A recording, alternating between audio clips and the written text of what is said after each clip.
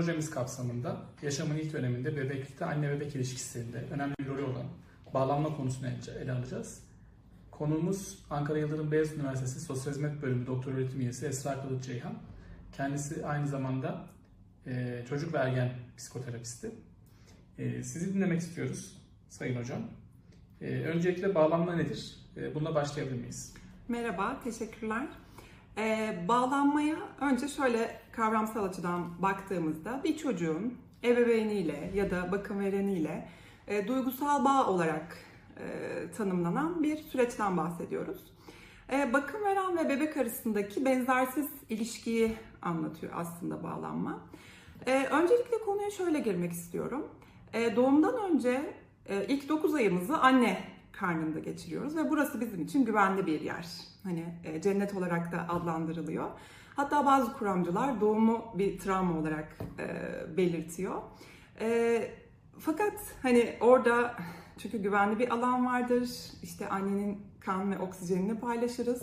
Sonrasında ise doğumla beraber işte soğuk hava, parlak ışıklar bir anda üzerimize gelmiştir. Yaşamla tanışmışızdır.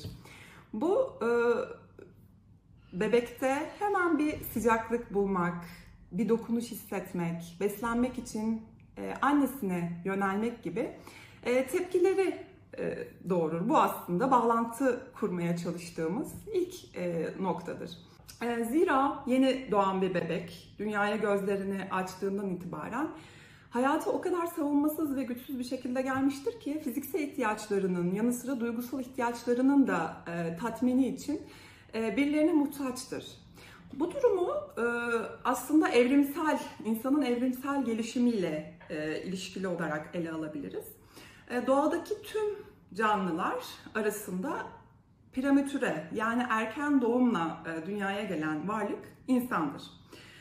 Dolayısıyla hani o insan yavrusunun anne karnında geçirdiği 9 ay onun zihinsel, fiziksel gelişimlerinin tamamlamasına yetmiyor. Bu gelişimler bir süre de bebeklik döneminde devam ediyor. Yani biliyoruz ki çocuğun yürümesi, konuşması zaman alıyor. Dolayısıyla tam bağımlı olduğu bir dönemden bahsediyoruz bebeğin. Bu da bir başkası olmazsa yaşamını sürdüremeyeceği anlamına geliyor. Dolayısıyla bebekler hani bakım vereni tarafından beslenmek, korunmak, dolayısıyla yaşamda varlık göstermek için temel bir ihtiyaç duyuyorlar. Bu da ilk temas kurduğu çoğunlukla annesi oluyor. Teşekkürler hocam. Peki bir sonraki sorum şu olacak. Bağlanma sadece anneyle mi gerçekleşir? Evet, bu da bu noktada güzel bir soru. Tam orada bırakmıştık. Aslında anne demek sadece hani biyolojik anne anlamına gelmiyor.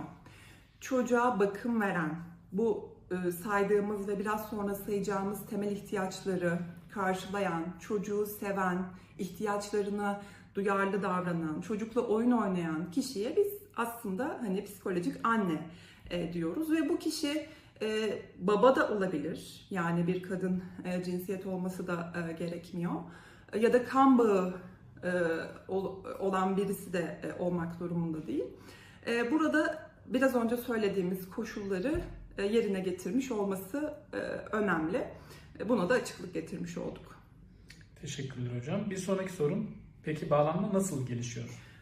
Evet, yani bebeğinizle olan bağınız aslında birlikte yaptığınız ve bebeğinize hissettirdiğiniz şeylerle şekilleniyor ve doğumdan itibaren bu süreç başlıyor. Ve doğumdan sonraki o ilk haftalarda bir dizi hani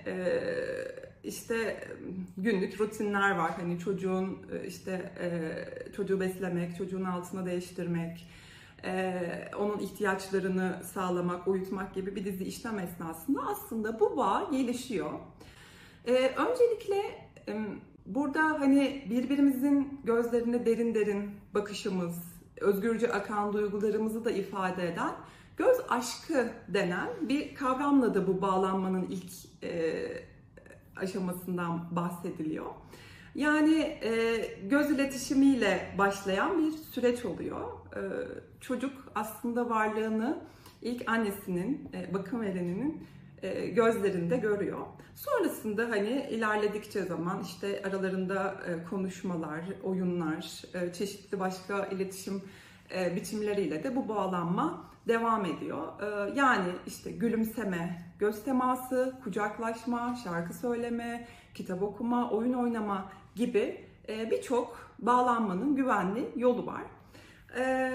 Ve burada hani bebeğiniz sizinle bağ kurarken hani sizinle iletişim kurmaya başladığı sıralarda işte gülümser, kıkırdayabilir, göz teması kurabilir.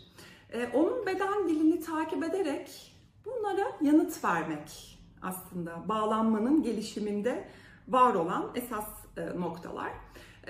Siz onun bu taleplerine cevap verdikçe çocuk da kendini güvende hissedecek. Bu da bağlanmanın önemli koşullarından bir tanesi olacak.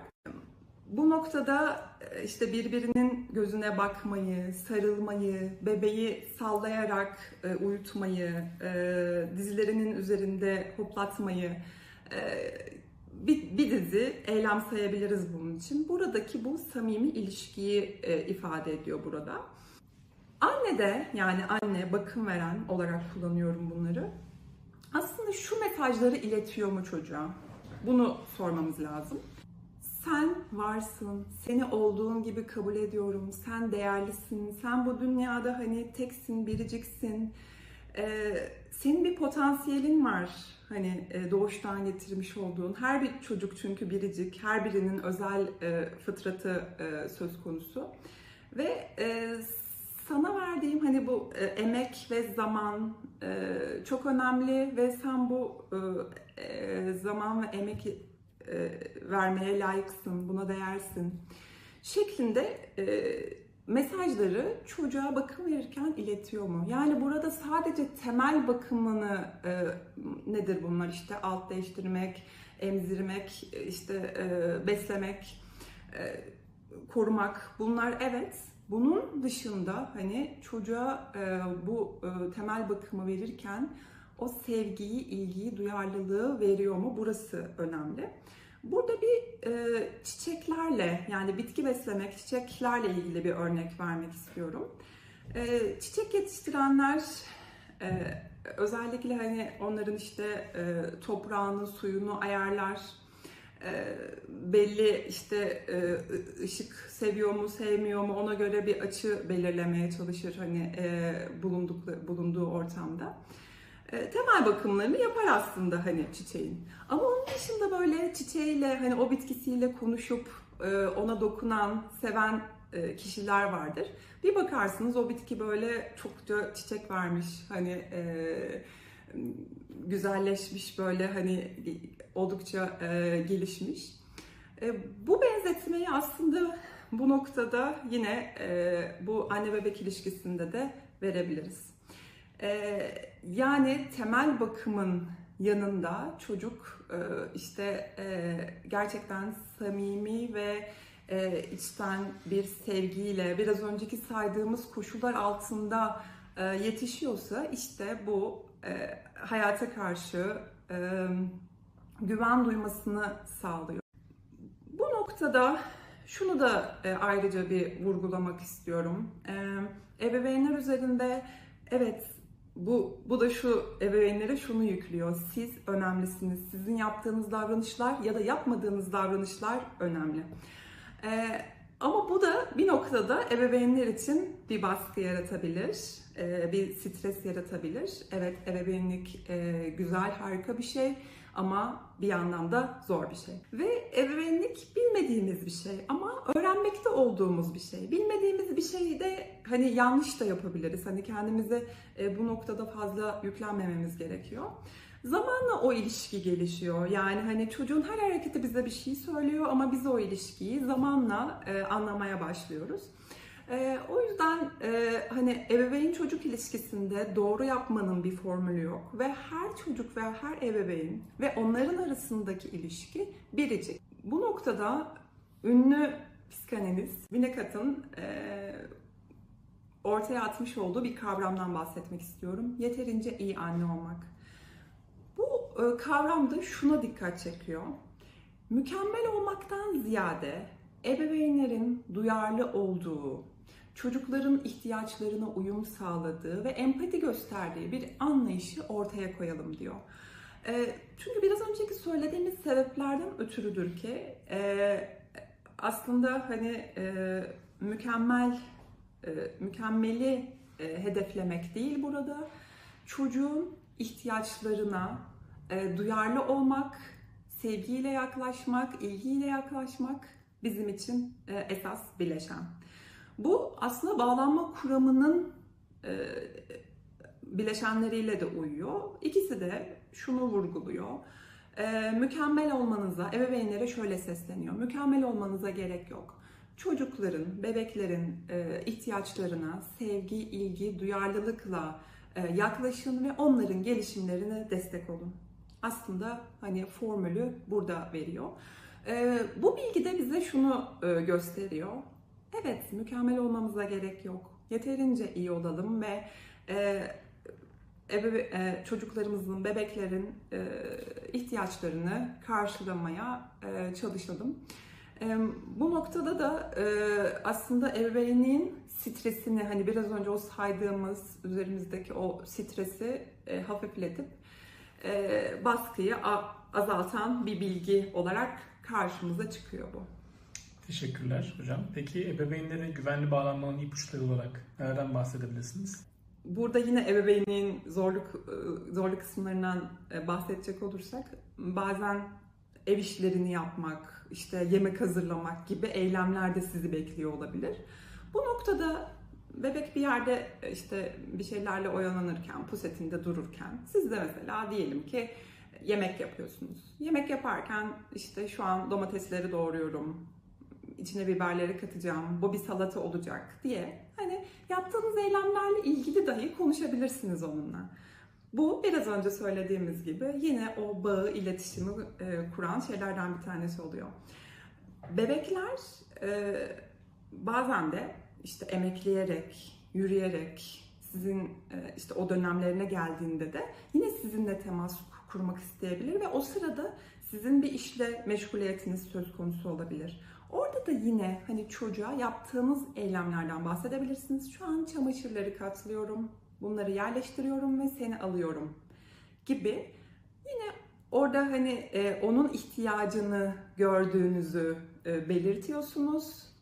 Ama bir süre hani sonra oradaki yaptığınız eylemi de bahsederek aslında bir güven vermiş oluyorsunuz. Seni duyuyorum, evet biraz sonra hemen bu ihtiyacını karşılayacağım şeklinde bir mesaj vermiş oluyorsunuz. O sırada hani o size gülümserken ya da sesler çıkartırken yine evet doğru mu, işte böyle mi yapıyorsun, şimdi ayağını kaldırıyorsun, ayağını sallıyorsun gibi yine yansıtmalar yapabiliriz. Bir önemli başka maddemiz de bebeği emzirmek. Evet, emzirmek özellikle en bilindik işte o bağı kuran eylemlerden bir tanesi. Emzirme sırasında çocuğunuzla göz teması kurmak, ona dokunmak, onu okşamak, onunla konuşmak önemli noktalardan. Eğer emziremiyorsanız, burası da yine hani belki bazı ebeveynlerde kaygı yaratıyor olabilir. Aslında bunu biberon eşliğinde, işte sağdığınız sütle ya da mamayla aynı şekilde, aynı duygularla, işte aynı eylemlerle verdiğiniz zaman yine çocukta o bağı geliştirmiş oluyorsunuz. Bu sebeple hani önemli olan orada o bağı kurarken ki o biraz önce söylemiş olduğumuz göz teması, samimiyet ve oradaki o ilişki. Bu bir meme ya da biberon ucu fark etmez.